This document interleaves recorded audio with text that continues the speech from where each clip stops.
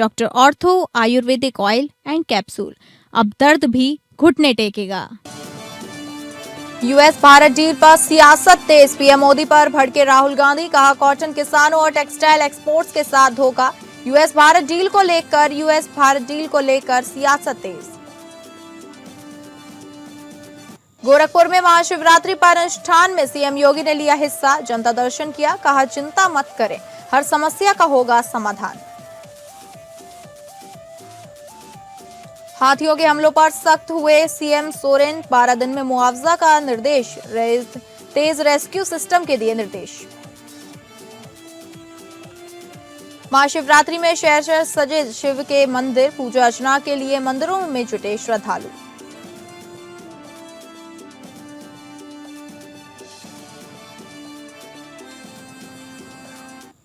नमस्कार, आप सभी का स्वागत है और मैं हूं आपके साथ अंकिता सिंह। बुलेटिन का रुख करेंगे बड़ी खबर का रुख करके, जहां भारत अमेरिका ट्रेड डील को लेकर बड़ी खबर। आपको बता दें, मोदी राहुल अब आमने सामने। भारत अमेरिका ट्रेड डील को लेकर कांग्रेस सांसद और लोकसभा में राहुल का मोदी पर हमला। आपको बता दें, भारत अमेरिका ट्रेड डील को लेकर कांग्रेस सांसद और लोकसभा में नेता प्रतिपक्ष राहुल गांधी ने मोदी सरकार पर हमले तेज कर दिए हैं। राहुल गांधी ने शनिवार को सरकार पर इस डील के जरिए देश में कॉटन किसानों और टेक्सटाइल एक्सपोर्ट्स को धोखा देने का आरोप लगाया। राहुल गांधी ने कहा कि इस समझौते से दोनों सेक्टर्स को गहरा नुकसान होने की संभावना है।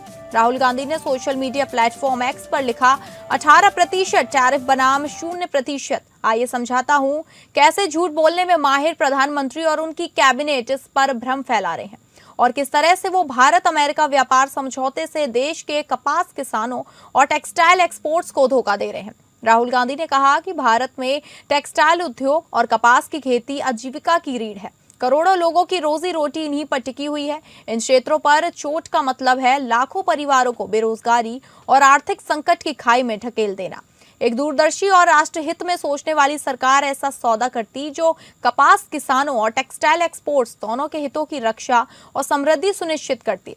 लेकिन इसके ठीक उलट नरेंद्र मोदी और उनके मंत्रियों ने ऐसा समझौता किया कि जो दोनों क्षेत्रों को गहरी चोट पहुंचाने वाला साबित हो सकता है।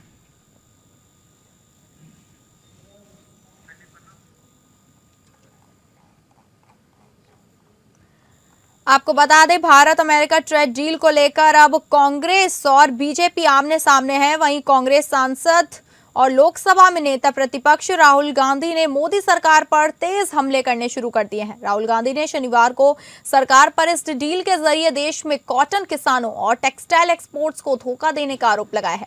राहुल गांधी ने कहा कि इस समझौते से दोनों सेक्टर्स को गहरा नुकसान होने की संभावना है। और राहुल गांधी ने वहीं सोशल मीडिया प्लेटफॉर्म एक्स पर लिखा, 18% टैरिफ बनाम 0%। आइए समझाता हूं कैसे झूठ बोलने में माहिर प्रधानमंत्री और उनकी कैबिनेट इस पर भ्रम फैला रहे हैं और किस तरह से वो भारत अमेरिका व्यापार समझौते से देश के कपास किसानों और टेक्सटाइल एक्सपोर्ट्स को धोखा दे रहे हैं। राहुल गांधी ने कहा, भारत में टेक्सटाइल उद्योग और कपास की खेती आजीविका की रीढ़ है। करोड़ों लोगों की रोजी रोटी इन्हीं पर टिकी है। इन क्षेत्रों पर चोट का मतलब है लाखों परिवारों को बेरोजगारी और आर्थिक संकट की खाई में ढकेल देना।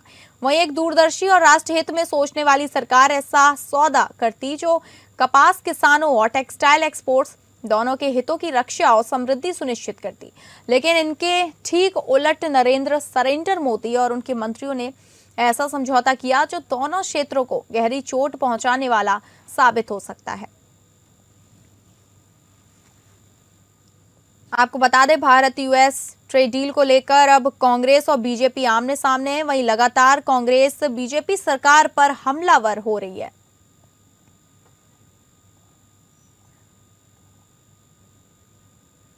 राहुल गांधी ने अपने सोशल मीडिया प्लेटफॉर्म एक्स पर लिखा कि 18% टैरिफ बनाम 0%। आइए समझाता हूं कैसे झूठ बोलने में माहिर प्रधानमंत्री और उनकी कैबिनेट इस पर भ्रम फैला रहे हैं और किस तरह से वो भारत अमेरिका व्यापार समझौते से देश के कपास किसानों और टेक्सटाइल एक्सपोर्ट्स को धोखा दे रहे हैं। राहुल गांधी ने कहा कि भारत में टेक्सटाइल उद्योग और कपास की खेती आजीविका की रीढ़ है।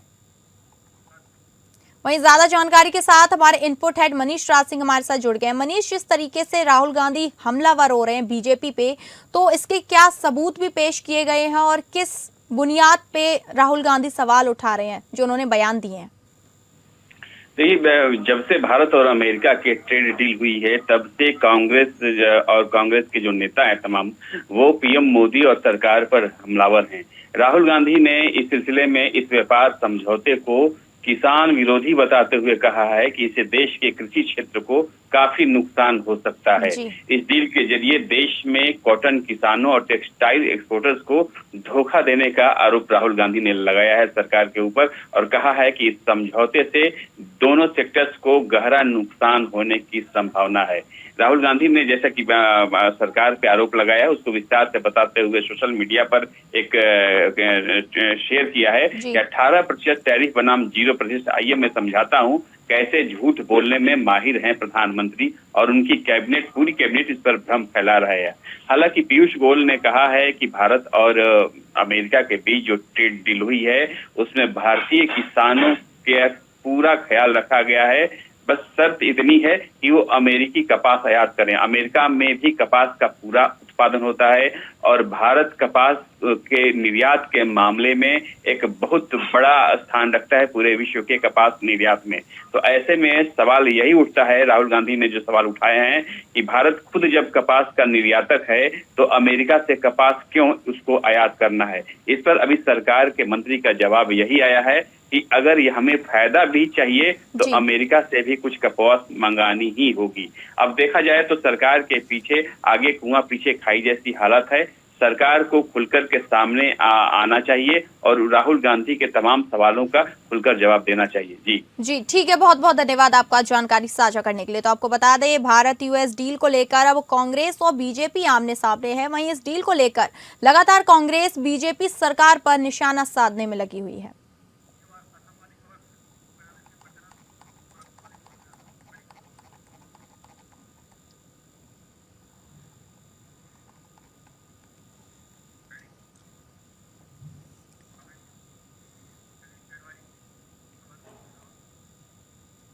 और अगली बड़ी खबर का रुख करेंगे। महाशिवरात्रि पर अनुष्ठान में योगी, गोरखपुर में सीएम योगी का जनता दर्शन।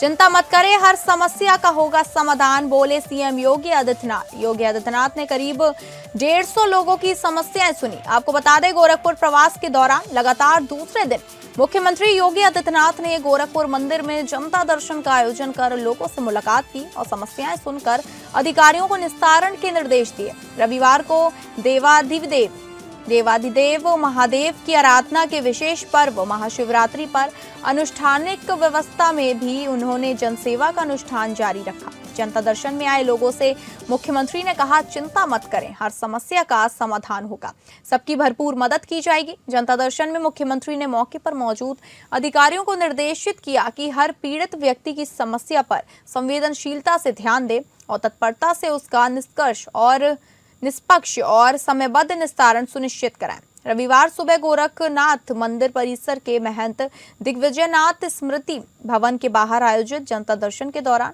मुख्यमंत्री योगी आदित्यनाथ ने करीब 150 लोगों की समस्याएं सुनी और अधिकारियों को उनका समाधान करने के निर्देश दिए। कुर्सियों पर बैठाए गए लोगों तक मुख्यमंत्री खुद पहुंचे, एक एक कर सबकी समस्याएं सुनी गई। उन्हें आश्वस्त किया कि वह सभी की समस्याओं का समाधान कराएंगे, किसी को भी घबराने की आवश्यकता नहीं है। प्रार्थना पत्रों को उन्होंने अधिकारियों को हस्तगत करते हुए निर्देश दिया कि हर समस्या का निस्तारण त्वरित, गुणवत्तापूर्ण और संतुष्टिप्रद होना चाहिए। वहीं कुछ लोगों द्वारा जमीन कब्जाने की शिकायत पर मुख्यमंत्री ने कठोर कानूनी कार्यवाही के निर्देश दिए। उन्होंने कहा, यदि कोई दबंग माफिया किसी की जमीन जबरन कब्जा कर रहा है तो उसके खिलाफ कठोर कार्यवाही की जाए। गरीबों को उजाड़ने वाले कतई न बख्शे जाएं। जहां पैमाइश की जरूरत है वहां पैमाइश कराकर विवाद का निस्तारण कराया जाए। पारिवारिक विवाद के मामलों में उन्हें उभय पक्षों के साथ संवाद कर समाधान की राह निकालने के लिए निर्देशित किया।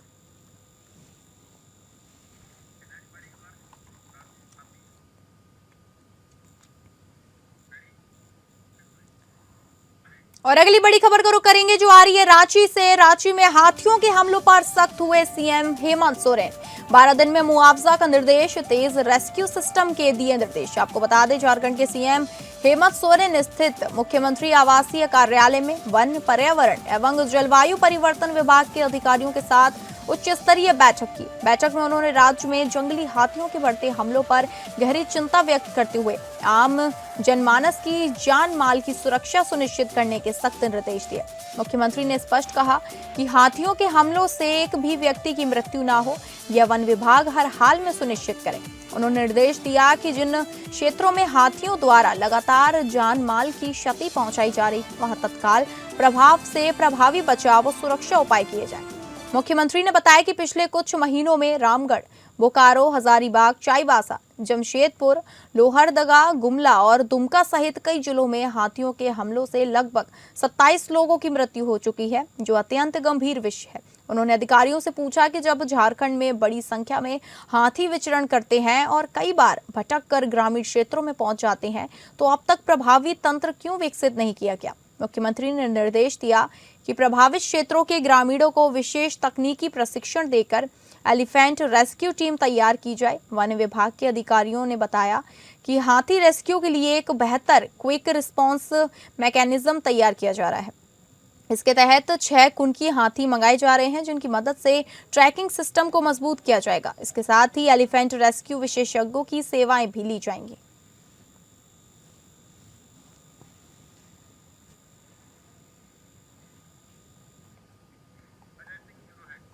वहीं इस खबर की ज्यादा जानकारी के साथ हमारे ब्यूरो हेड अजय सिंह हमारे साथ जुड़ गए हैं।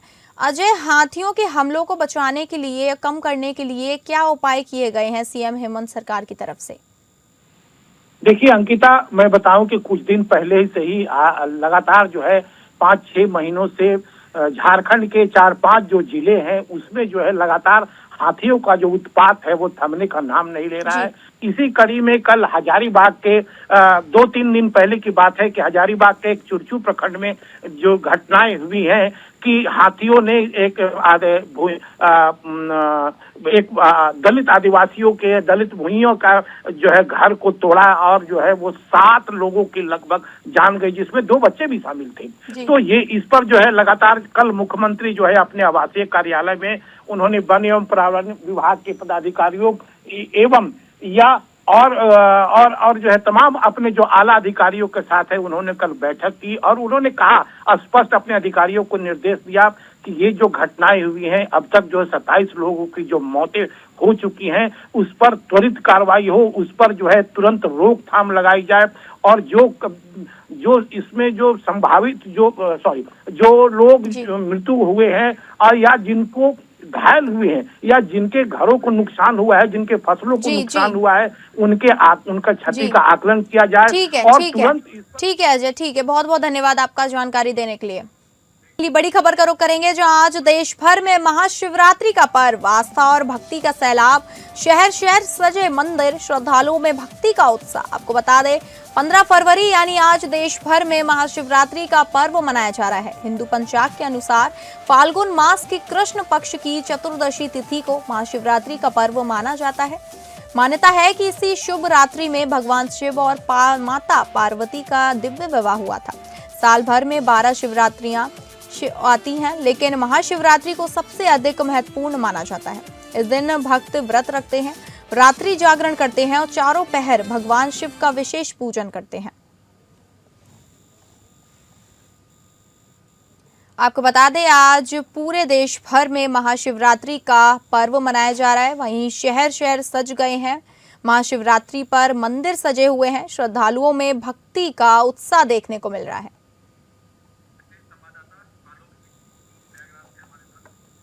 वहीं इस खबर की ज्यादा जानकारी के साथ हमारे विशेष संवाददाता आलोक सिंह प्रयागराज से हमारे साथ जुड़ गए हैं। आलोक, आज महाशिवरात्रि का पर्व है, इसको लेकर क्या क्या तैयारियां कर ली गई हैं? देखिए, धर्म और आस्था की नगरी प्रयागराज में आज दुनिया के सबसे बड़े धार्मिक मेले माघ मेले का अंतिम स्नान पर्व महाशिवरात्रि का स्नान पर्व है। और बात करें तो आज के स्नान पर्व के बाद विधिवत रूप से मेले का समापन हो जाएगा। प्रयागराज के विभिन्न मंदिर, चाहे मनकामेश्वर मंदिर हो या सिविल लाइन स्थित सिद्धपीठ का मंदिर हो, चाहे अलग अलग जगहों पे जो मंदिर है वहां पर श्रद्धालु सुबह से ही जा रहे हैं और भोले शंकर को प्रसन्न करने के लिए जलाभिषेक कर रहे हैं। दूध जल उनको अर्पित किया जा रहा है, बेलपत्र उनको अर्पित किया जा रहा है, समी पत्र उनको अर्पित किया जा रहा है। भोले शंकर को सफेद मिष्ठान बहुत प्रिय है, तो वो भी भक्त उनको चढ़ा रहे हैं और हर तरफ उल्लास उत्साह का एक वातावरण है और हर कोई भोले शंकर में भोले शंकर की पूजा और आराधना कर रहे हैं। और अगर स्नान पर्व की बात की जाए तो सुबह से ही श्रद्धालु संगम के अलग अलग घाटों पे आस्था की डुबकी लगा रहे हैं। और आज का स्नान पर्व इसलिए भी बहुत महत्वपूर्ण है कि आज माँ गंगा मैया भी प्रसन्न होंगी और भोले शंकर भी प्रसन्न होंगे और इसलिए एक अनुमान लगाया जा रहा है कि करोड़ों श्रद्धालु आज संगम में आस्था की डुबकी लगाएंगे। विभिन्न मंदिरों में भी सुबह से आज पूरे दिन जो मंदिर हैं वो खोले जाएंगे, मंदिर को बंद नहीं किया जाएगा, क्योंकि जो भारी भीड़ भक्तों की श्रद्धालुओं की है उसको देखते हुए हर कोई भोले शंकर को प्रसन्न करना चाहता है और भोले शंकर को जो भी प्रिय है वो उनको अर्पित कर रहा है, चढ़ा रहा है। रुद्राभिषेक किया जा रहा है, गंगा के जल से जलाभिषेक किया जा रहा है। तो अलग अलग घाटों पे अलग अलग मंदिरों में बिल्कुल अद्भुत धार्मिक नजारा है और धर्म आस्था की नगरी प्रयागराज आज हर हर महादेव भोले शंकर ओम निवास ओम नमः शिवाय के मंत्रों से गूंज रही है। जी जी जी, ठीक है, बहुत बहुत धन्यवाद आपका जानकारी देने के लिए। और अगली बड़ी खबर का रुख करेंगे। आज तय होगी केदारनाथ धाम के कपाट खुलने की तिथि। श्री केदारनाथ के कपाट खुलेंगे, ओंकारेश्वर मंदिर में होगी पूजा। आपको बता दें, महाशिवरात्रि के महापर्व पर भगवान श्री केदारनाथ के कपाट खुलने की तिथि निश्चित किए जाने की सभी तैयारियां पूरी कर ली गई हैं। मंदिर परिसर को भव्य रूप से फूलों से सजाया गया है। केदारनाथ के रावल जगदगुरु भीमाशंकर लिंग उखी मठ पहुंच चुके हैं, जिनकी मौजूदगी में रविवार को कपाट खोलने की तिथि निश्चित की जाएगी। ओंकारेश्वर मंदिर में महाशिवरात्रि के पर्व पर भगवान श्री केदारनाथ के कपाट खोलने की तिथि पंचांग गणना के अनुसार निश्चित की जाएगी। मंदिर समिति के वरिष्ठ प्रशासनिक अधिकारी युद्धवीर पुष्पवाड़ ने बताया कि प्रातः 9 बजे से कपाट खोलने की तिथि हकूकधारियों, जनप्रतिनिधियों, पंच पुजारियों, तीर्थ पुरोहितों व केदार सभा के सदस्यों की मौजूदगी में निश्चित की जाएगी, जिसके लिए मंदिर समिति ने सभी तैयारियां पूरी कर ली हैं। बद्रीनाथ धाम के कपाट 23 अप्रैल को ब्रह्म काल मुहूर्त पर 6:15 पर खोले जाएंगे। वसंत पंचमी पर बद्रीनाथ धाम के कपाट खोलने की तिथि घोषित की गई थी। उल्लेखनीय है कि गंगोत्री और यमुनोत्री मंदिर के कपाट अक्षय तृतीया पर खुलते हैं। 19 अप्रैल अक्षय तृतीया है, खोले जाएंगे। मंदिर समिति की मौजूदगी में इसका मुहूर्त बाद में तय किया जाएगा। वहीं इस खबर की ज्यादा जानकारी के साथ हमारे संवाददाता योगेश सिंवाल हमारे साथ जुड़ गए। योगेश, अब केदारनाथ धाम के कपाट खुलने जा रहे हैं और इसको लेकर और क्या क्या तैयारियां कर ली गई हैं, जिस तरीके से तारीखों का ऐलान कर दिया गया है? बिल्कुल, आपको बताना चाहेंगे कि जिस तरह से अब तारीखों का ऐलान हो चुका है और बद्रीनाथ धाम के कपाट जहां 23 अप्रैल को और गंगोत्री यमुनोत्री के मंदिर के कपाट जो है वो अक्षय तृतीया में खुलेंगे। उसके साथ ही अगर केदारनाथ धाम की बात करें तो उनकी तिथि भी लगभग तय हो चुकी है। और सबसे बड़ी बात यह है कि हर कोई जानना चाहता था कि आखिर कब भगवान केदारनाथ के जो है वो कपाट खुलेंगे। तो अभी जो सामने आया है वो ये है कि 22 अप्रैल को ये कपाट खुलेंगे और सुबह 7 बजे जो है वो खुलेंगे, यानी कि इनकी भी तिथि तय हो चुकी है। अब जो चारों धाम हैं, जो पवित्र धाम है, उन चारों धामों के कपाट खुलने के जो तिथियां तय हो चुकी हैं और उसको लेकर पूरी तैयारी भी की जा रही है। बद्री केदार मंदिर समिति की बात करें तो वो बद्रीनाथ केदारनाथ में जो कपाट खुलते हैं उनकी तैयारियां कर रहा है। जो तीर्थ पुरोहित है, जो तीर्थ पुरोहित समाज है, वो जो है वो पूरी तैयारी कर रहा है। इसके साथ ही अगर हम बात करें तो जो आपका गंगोत्री और यमुनोत्री के कपाट है उनको लेकर भी पूरी तैयारी जो है वो की जा रही है। जी ठीक है, बहुत बहुत धन्यवाद आपका जानकारी देने के लिए। और अगली बड़ी खबर का रुख करेंगे, जहां महाशिवरात्रि पर संगम स्नान। प्रयागराज में माघ मेले का आज अंतिम स्नान। आज करीब 1 करोड़ श्रद्धालुओं करेंगे स्नान। 3.5 किलोमीटर लंबे घाट पर स्नान कर रहे श्रद्धालु। ATS के कमांडो भी मेले में चप्पे चप्पे पर। गंगा, यमुना और अदृश्य सरस्वती नदी के पवित्र संगम की रेती पर लगे विश्व के सबसे बड़े धार्मिक और आध्यात्मिक सालाना मेले का रविवार को 44वां अंतिम दिन है। माघ मेले के छठवें और आखिरी स्नान पर्व यानी महाशिवरात्रि पर रविवार को त्रिवेणी संगम में श्रद्धालुओं की भीड़ उमड़ पड़ी है। बड़ी संख्या में श्रद्धालु ब्रह्म मुहूर्त से ही त्रिवेणी संगम के विभिन्न घाटों पर आस्था की डुबकी लगा रहे हैं। मेला अधिकारी ऋषिराज के मुताबिक सुबह 7 बजे तक 16 लाख से ज्यादा श्रद्धालु आस्था की डुबकी लगा चुके हैं। शाम तक आंकड़ा 1 करोड़ तक पहुंच सकता है। वहीं ग्रहों, नक्षत्रों का अद्भुत संयोग महाशिवरात्रि के पर्व को कई गुना फलदायी बना रहा है। आज के दिन अन्न, वस्त्र और स्वर्ण दान का विशेष महत्व है। सुरक्षा के भी कड़े इंतजाम किए गए हैं। पुलिस और प्रशासन के भी अधिकारी ग्राउंड जीरो पर मौजूद हैं। माघ मेले में बनाए गए 3.5 किलोमीटर लंबे घाट पर श्रद्धालु स्नान कर रहे हैं। माघ मेले में सुरक्षा के लिए जब पुलिस, यूपी पुलिस, पीएसी और आरएएफ को तैनात किया गया है, वहीं एटीएस के कमांडो भी मेले में चप्पे चप्पे पर नजर रखे हुए हैं। मेले की सुरक्षा में 400 सीसीटीवी कैमरों से कराई जा रही है निगरानी। इसमें 150 से ज्यादा एआई कैमरे भी लगाए गए हैं।